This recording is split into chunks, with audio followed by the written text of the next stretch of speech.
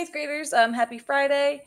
Um, we're going to continue finishing our westward expansion notes. We are going to finish up today with talking about a couple things, one of them being the Trail of Tears, which connects directly with the Indian Removal Act of 1830. We're also going to talk about Manifest Destiny and also a couple other instances where people were moved around the United States after this expansion, which includes the Mormon Trail, the Gold Rush, and also the Oregon Country. So these are all things that we're going to talk about, which leads me to my I can statement, which is I can describe an instance between 1800 and 1850 where there was a large movement of people and the impact that had on the United States. So while we're going through these last couple notes, we're going to be covering a lot of different historical events that directly relate to the movement of people. And I want you to think about what you learned in sixth grade with Miss Hecky about push and pull factors and whether these people were moving voluntarily, were they being forced to leave their area, and kind of what led to these instances. So for today, answer the bell ringer for today, and then we're going to finish these notes. And then I have an exit ticket that's directly from our pre-test from August, or maybe it was September. Just a multiple choice question. I like throwing these in there because I compare what you get on these bell ringer options to what you guys scored when we took this earlier. So just kind of a way for me to kind of check in, see where you're at when it comes to like these pre-test, post-test. So anyway, we're going to get started.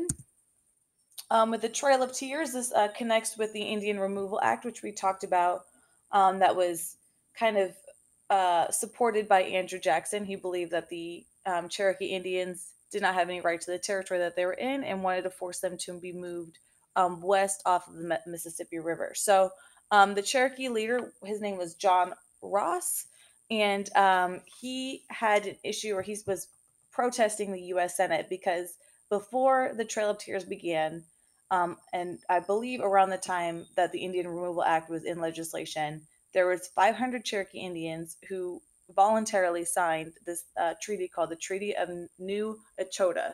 And this treaty was saying that they will voluntarily move. These 500 Indians were not here to fight. They did not want to start conflict. They were going to take the initiative and move and remove themselves from the situation without, it going any further. But John Ross went to Senate and said that he did not believe that those 500 Cherokee Indians represent the desires or the want or the actions of the other 17,000. So, with that being said, he did not believe that that was right, even though they signed the treaty. That did not mean that all this population of people were going to leave their homeland. So the treaty deadline, the Treaty of the New Echota that I just mentioned, it came and it went, and obviously only those 500 that originally agreed to it were the ones that left. There were still over 17,000 that were still remaining on the territory. So General Winfield Scott came in with 7,000 troops to remove the remaining Cherokee Indians that were there. So Cherokee leader John Ross led his people west of the Mississippi River. This movement of people, or this voyage that they took involuntarily, that they were militarily forced to move, is now considered the Trail of Tears. And this was because of how many people they lost during this expedition. So it was through brutal winter across the Great Plains. And not only was it just awful weather, but there was a lot of illnesses, there was food shortages, people were not prepared. It was an incredibly challenging trail that you can actually, it's considered a national park trail as of right now. And obviously there's a lot of historical significance to this. But if you go to this area where this happened in real life today, you can actually walk this trail. Now, obviously, you're not going to walk it in one day. It was miles and miles long, and it took them a incredibly long time to take this journey. But during that journey, they 4,000 Cherokee Indians died, which was 25% of the population by the time they got to this new location. So they referred to it as the trail where they cried, because along the trail, many people passed away. They had to bury them in unmarked graves along this site. So that is an example of a non-voluntary movement of people from one instant or from one location to another. So going real quick, I want to show you kind of this yellow color on the map that you see were tribal lands where they had already kind of settled. And then the pink over where all the areas are pointing to were the reservations, and then you can see the arrows that are removing them to move west. So just to give you a little bit of an insight of where they were and where this trail would be. Now, obviously, I don't think if you go to this trail in the national parks, it looks exactly like this. I'm sure they've located it to one primary trail, but that is kind of where we are in this like southern area of the United States, kind of in Florida and Alabama and Tennessee, and then going west. So, manifest destiny, we talked about this in sixth grade. I talked about it with my sixth graders earlier this year, and I know that Miss Hecky did a great job teaching you guys this push and pull factors.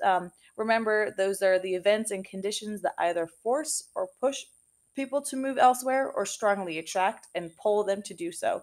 So, obviously, with this specific instance of the Trail of Tears, that would be considered a push factor um, because they were forced out of that area or it was like a negative circumstance. But in a minute, we're going to talk about some movements of people that were considered a pull factor. So, manifest destiny is this was a vocab word. It's the desire to control and populate the entire continent from the Atlantic to the Pacific. So, this idea of the United States being an ocean to ocean country and gaining all the territory within between those oceans. So, there is an image I'm going to show you real quick, but I'll come back to this slide. This painting was painted by John Gast in 1872, and this was titled American Progress. So, if you look at this painting, obviously you see like an angel that's probably representing she's like putting these wires up. If you can tell what's in her arm, it's like those it looks like telephone poles wires, but that's obviously not what they are. But she's like creating this trail. So I believe that during this time period, things like these wires and these posts would be like the markers of a known trail. So obviously she's trying to lead them through this path, through this new uncharted territory. And then you can also see like an Oregon Trail wagon in the back, and then people traveling on horse going to like new territories. You can see a port with ships in the back. So just kind of looking at this, this was the picture that was used to associate with manifest destiny. So manifest destiny was the like characteristics of this were the appetite for profit and conquest and like having a sense of adventure. So things like the Lewis and Clark expedition or being able to like look at Louisiana Purchase territory, things that were uncharted territory were considered a part of that manifest destiny or gaining that new territory for the United States. So moving on to the back. Now this is going to be another instance where the printer did not print these pages. So you we're just going to have to follow along. You can take some notes if you want. If you're going to take notes, I would put 3 bullet points on your paper right now on the back. The Mormon Trail, the Oregon Country, and the Gold Rush. And then kind of scribble down some notes with those because those are the 3 major events I want you guys to know. So the Oregon Country. I'm going to show you a map real quick before I go back to this slide just to kind of tell you what we're looking at. If you look at this map right here on the west, like the northwest area, you can see this yellow color. And that was considered Oregon Country in 1846. So you can also see the United States, which is this area on the right that we've been looking at in the pink, and then obviously the Louisiana Purchase, which is in the blue, which we just gained. We talked about a couple notes ago, and then we talked about how Florida ceded from Spain, and we just gained that territory. And then we're also going to talk about the Texas annexation and the Mexican secession. We're going to talk about that in the next couple days. So Oregon Country right here, focusing up, it consisted of obviously Oregon, a little bit of Montana, a little bit of Wyoming, Idaho, and Washington. So this whole area was considered Oregon Country. And I say country and not state because it was kind of considered to be its own entity. Now, obviously, you're looking at this and you're like, this is not the size of a country. But just kind of think in retrospect of what people were thinking of was a highly populated like area. Things that were considered villages or towns would have been referred to as states. Things that were considered states might have looked like countries. Like just put this into perspective of what we're like the time period that we're looking at.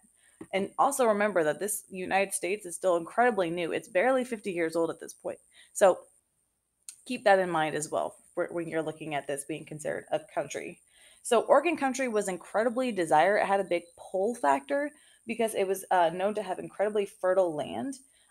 So let me go back to the notes. I apologize. So, yes, we talked about how this included future states such as Oregon, Washington, Idaho, Montana, and Wyoming. And it had very fertile land. A lot of people were selling beaver skin, and they also sold things like silk hats. It was like these beaver hats that were incredibly in style at this point. So many trappers went to Oregon for the beaver skin so they could sell that. And then between 1840 and 1860, more than 60,000 people traveled the Oregon Trail from Independence, Missouri to the Columbia River. So, talking about the Oregon Trail, I don't know if you guys are too young to know this, but when I was in school learning about the Oregon Trail, I believe it was younger grades. It wasn't eighth grade.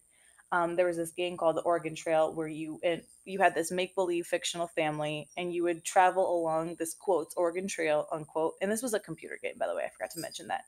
And on this Oregon Trail on this game, you would have to like deal with certain circumstances that were like worst case scenarios for people that actually traveled on the Oregon Trail. So one of them was like everybody almost always died of dysentery, which is like a disease of like bad hygiene and lots of bacteria. And obviously, people were like sitting in wagons that were pulled by horses, and they were traveling for miles and miles and miles, days and days with their entire family on one wagon. So obviously, it was pretty unhygienic.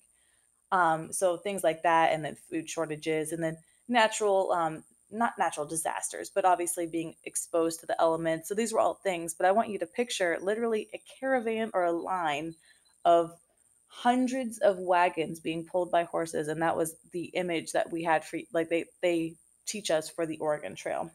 So moving on, right here, this is the Oregon Trail starting right in this dot on Independence in Missouri, and then going all the way west towards Oregon country. So remember that this was considered really fertile, and there was a lot of appeal because there was like fur trapping, and that was one of the ways that you could gain a profit. Because at this point, the eastern side of the United States is not doing so well economically. So going on to this other territories and, and exploring these new territories were possible opportunities for them to make money. So it seemed like a positive. So this is another pull factor. And then going on to the Mormon Trail, I don't know if anybody has heard of the Book of Mormon play, but the actual Book of Mormon was written around this time. So the person that founded Mormonism, his name is Joseph Smith, and he had some pretty dicey beliefs. I mean, depending on your actual beliefs. At this point, though, they were not accepted by the general public. So things like polygamy, things like um, just their way of life and their lifestyle choices, different constitutions that they choose to ignore based on like their own belief systems. He wrote the Book of Mormon, and where they were originally in New York and Iowa, I'm sorry, where they were in New York and Illinois, they were pretty persecuted. So it's a sect of Christianity known as the Church of Jesus Christ of Latter day Saints. So that is like their place of worship, or their church for Mormons was called the Church of Jesus Christ of Latter day Saints. And then the members of that church were known as Mormons. Because of continuous persecution for their specific belief systems, from New York to Illinois, the leader at the time, Brigham Young, who was the leader that took over after Joseph Smith was killed while he was in jail in Illinois, decided to go west. So after Joseph Smith is killed, Brigham Young comes in, and he travels and he leads these Mormons, about 15,000 of them, all the way to a 1,300-mile trip from Iowa to Utah. So this is another push factor, you could say, because they left because of persecution, but it was a pull to a new area. So the Mormon Trail was kind of the movement, and also that spread of religion that we talk about as well. So that's another big one, the Mormon Trail. So right here, starting from New York, they had many like spots where they started. So Joseph Smith starts Mormon Church in this location number one, the first church of built. So remember, it's called the Church of Jesus Christ and Latter Day Saints. That's like the title of this church. And then Joseph Smith is held in jail and then murdered in location 3 and 4. And then 5, Brigham Young moves the Mormons to the desert in Utah. So even now, Utah is considered a very popular state for this Church of Latter day Saints and Mormons. So that's something that's still relevant, like hundreds of years later. And then last but not least, we are going to talk about the gold rush. For the gold rush, I want to read a quote from a history textbook that I think is pretty interesting, and kind of explains pretty well about the people that were getting themselves involved in this gold rush. So let's see, this quote on page 365. It said, "The farmers have thrown aside their plows, the lawyers their briefs, the doctors their pills, and the priests their prayer books, and all are now digging for gold." So this is kind of like leading to me explaining that it wasn't just a certain type of people. It wasn't just farmers. It wasn't just people of religion. It was literally every type of person and every specific job specialization took this opportunity to get themselves involved in the gold rush. And the gold rush happened in January of it started in January of 1848. It was found in the American River in California, and there was rumors around saying that there's these large mass areas of gold that are found that you can take this gold and you will be wealthy. That you can fend or you can come here, take this gold, take it back to your house or your home or wherever you came from, and you know provide for your family for years and years to come. So this rumor did not only reach Americans in the United States. I just did a little bit of research on this, and while 80% of the people that swarmed into California for this gold rush were Americans, people from Mexico, South America, Europe, and Australia also came in and got themselves involved in what they would eventually be known as the 49ers, because this started in 1848 but was primarily reached its mass peak of chaos in 1849. So it was unfortunate because a lot of people did not walk away with riches and wealth, and it kind of led to husbands and brothers and sons traveling these miles to this area in California, which created a mass number of like crazy population spike. And they just kind of sat around drinking and gambling and smoking all day. Sometimes would dig, sometimes wouldn't. If they found anything, they would usually gamble it away. There was no women around, so the typical role of a woman at this point was to take care of like food and cleaning, and obviously none of that was happening. So it was a pretty disastrous point of time for people that got involved, but they did travel the southern part of the Oregon Trail and used the Mormon Trail as well. So these trails that were designated and set up as a pathway for these other purposes were used by the 49ers as well. So that kind of ends the notes that I have for today. Sorry that was a little bit longer than I anticipated, but I just wanted you to see kind of the different push and pull factors, and obviously the gold rush and the opportunity to gain major wealth and riches was considered a pull for people to move to California, but it obviously led to mass population. There wasn't much of an economy happening because these very unprofessional miners, or they were just, I guess, considered diggers, were just digging with no expertise at all in these areas and not finding too much to create a stable economy. So, with that being said, you can go ahead and put these notes aside, and we will get started on the next packet on Monday.